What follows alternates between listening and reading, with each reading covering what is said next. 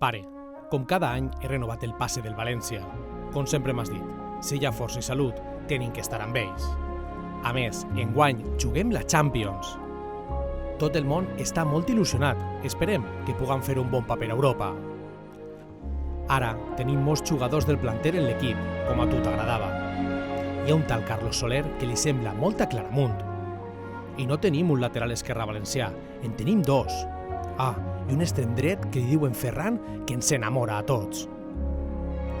Pare, ara que complim 100 anys, me'n recorde quan me portaves de la mà a Mestalla. Eixa mateixa mà que després te portava a tu. Si veus a Jaume, a Jesús o a Jorge, dis-lis que els tirem molt a faltar.